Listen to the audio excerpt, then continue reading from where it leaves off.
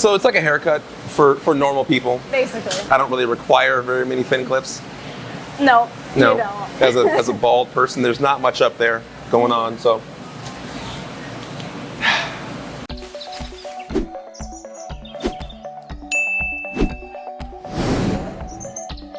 Okay, you guys, we are still at the Tennessee Aquarium, but we are actually off-site at the Conservation Institute.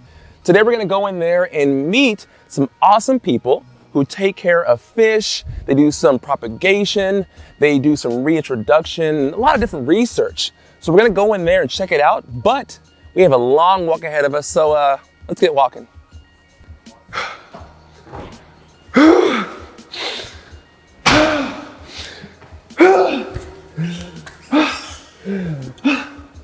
Okay, hi. Hi, how you doing? I'm pretty good, how are you? Who are you? Good. I'm Teresa Israel. I'm a reintroduction biologist at the Tennessee Aquarium Conservation Institute. Okay. Did you have a lovely walk up the driveway? It's hot, and I'm wearing a wool vest.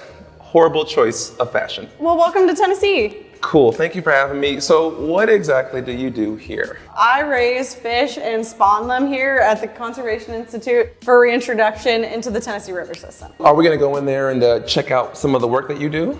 Yeah, let's go see them. Cool, let's go.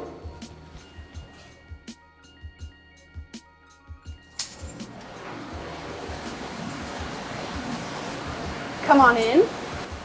Awesome, wow, what an amazing room. So this is our propagation room. This is our live foods here. We raise live brine shrimp for feeding our baby fish. Right now, this is Kaylee, and she is working with our juvenile tangerine darters. We have adults in the larger tank, and that's where they're spawning right now. Oh, cool. And over in that system, we will have lake sturgeon this summer, but there's no one in there right now. And these are systems for a joint project with Sewanee College, but there's nobody in there right now. But the main thing I wanted to show you today is our Southern Appalachian brook trout. Oh. And they are just about ready for release this week, actually. Oh, cool. So these are our Southern Appalachian brook trout juveniles. We spawn them here at the Conservation Institute in the fall. We had brood stock here from Brookshire Creek.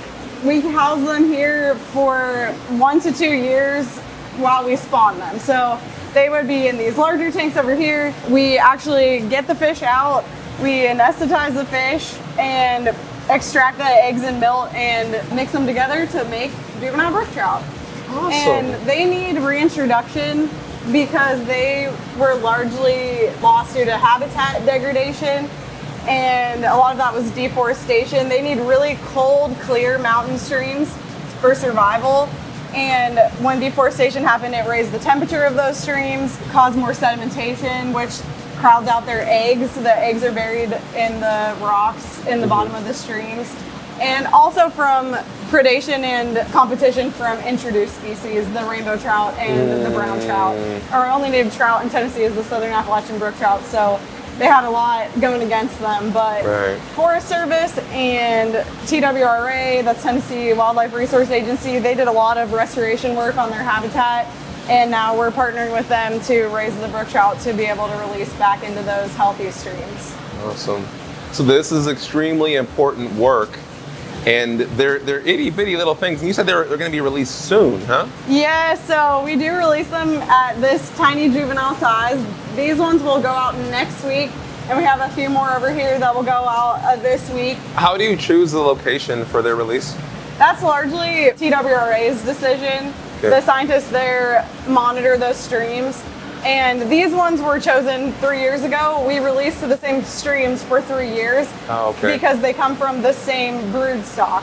So they're closely tracked with their genetics to make sure that these ones are genetically diverse, but from the same population. So all of their parents were from Brookshire Creek, which helps with the genetics so that we're not introducing another strain. So we'll move on to a new stream for the brood stock for the next year, and then they'll be released in a new location for next year.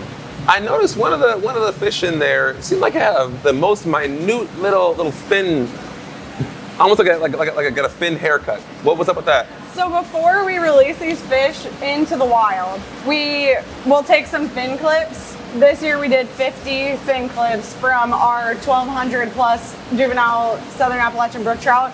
And we do that for genetic testing. So if we need to know more about their genetics in the future, we have that little bit of DNA that scientists can test. They do really well with fin clips and it grows back really fast, so it does not harm the fish, and it tells us a lot of information about them. And we also weigh and measure them to get something called a condition factor, so we know how long and heavy they were. It tells a little bit about their weight and their growth when they were here at the Conservation Institute. So it's like a haircut for normal people. Basically. Yeah, but unlike normal people, I don't really require very many fin clips. No, No, you don't. as a bald person, there's not much up there going on. So the aquarium seemed like it had a very popular fish, and I think I saw them on the way in here. What was that? That would be our tangerine darter. Are we gonna go and see them? Yeah, let's go. Okay. I like to help, since I'm basically working here. I like to make sure. Yeah. Okay.